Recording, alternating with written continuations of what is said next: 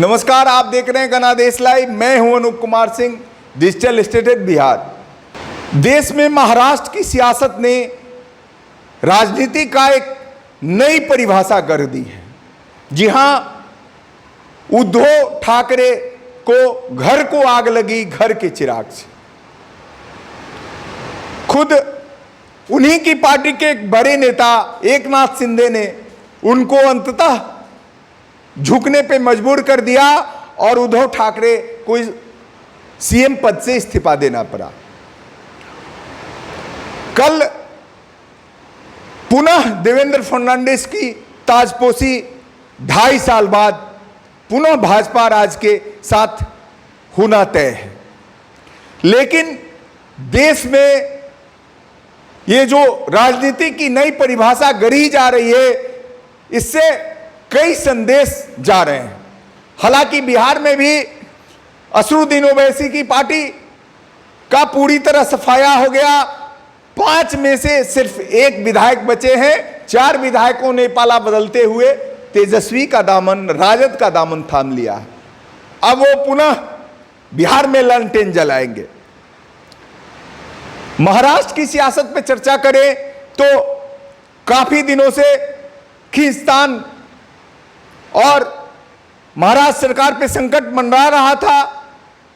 हालांकि बीजेपी के बड़े नेता देवेंद्र फडणवीस की बात करें तो काफी दिनों से लगे थे।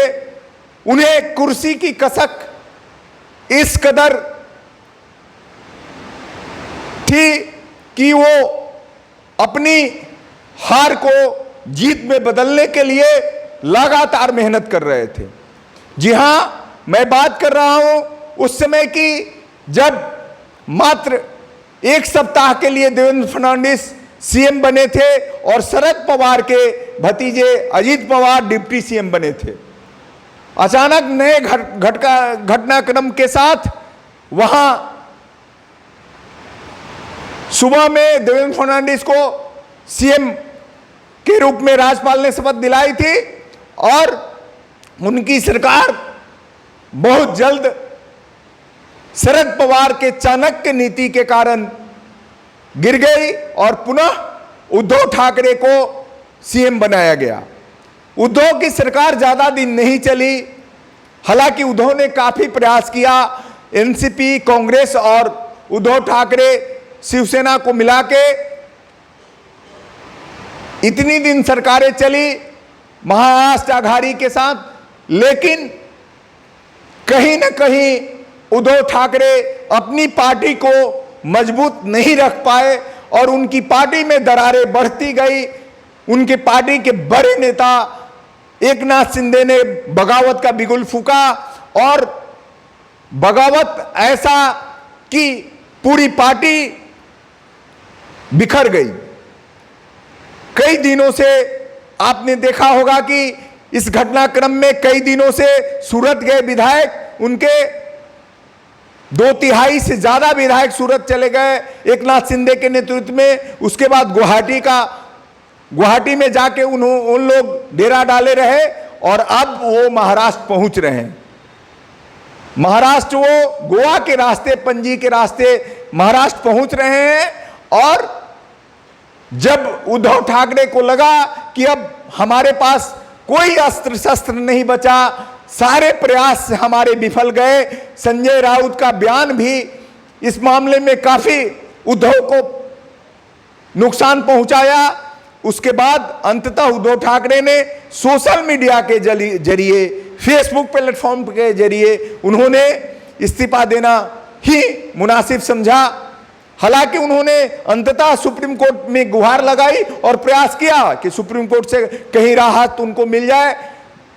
जो डिप्टी स्पीकर ने 16 विधायकों को अयोग्य घोषित करने का फैसला दिया था, उस पर विचाराधीन था मामला सुप्रीम कोर्ट में। तो उन्होंने सुप्रीम कोर्ट से गुहार लगाई कि जब तक ये चल रहा है तो फ्लोर टेस्ट का अनुमति न दी जाए राज्यपाल के द्वारा। लेकिन सुप्रीम कोर्ट ने इस मामले में हस्तक्षेप करने से इनकार कर दिया और कहा कि राज्यपाल के फैसले पर रोक नहीं लगाई जा सकती, फ्लोर टेस्ट पे रोक नहीं लगाई जा सकती है, बहुमत आपको साबित करना होगा। तो उन्होंने देखा कि बहुमत उनके पास नहीं है फिलहाल, इसलिए उन्होंने इस्तीफा देना ही सही समझा। इसके बाद तेजी से राजनीतिक घटनाक्रम बदल रहा है। हो सकता है कि आज देवेंद्र फडणवीस सरकार बनाने का दावा राज्यपाल के पास पेश करें और कल उनकी ताशपोशी होगी।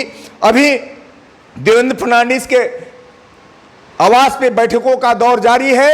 बीजेपी से अभी तत्काल की खबरें हैं, अंदर खाने की खबरें हैं कि बीजेपी से 28 मंत्री बीजेपी के देवेंद्र फडणवीस की सरकार में बन सकते हैं, 28 मंत्री, और एकनाथ शिंदे को बहुत बड़ा उन्हें पुरस्कार डिप्टी सीएम के रूप में दिया जा सकता है। इसके अलावा 13 और मंत्री एकनाथ शिंदे के जो साथ हैं, जो शिवसेना के बिछुप विधायक हैं, उनमें से 13 और मंत्री बनाए जा सकते हैं।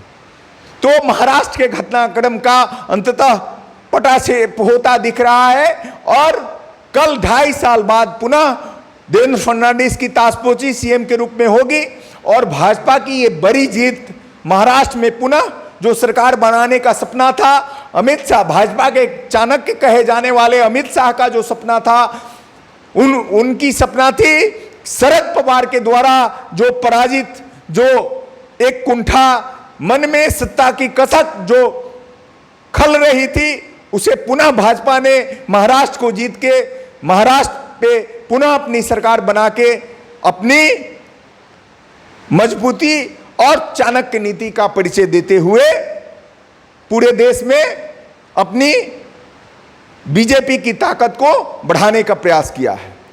तो इस तरह के माहौल में पूरे देश में ये सियासत, ये विधायकों की खरीद फरोख्त, ये सरकारें जानी आनी, ये तो राजनीति का हिस्सा है। राजनीति में कोई दोस्त दुश्मन अस्थायी नहीं होता है, राजनीति संभावनाओं का खेल है।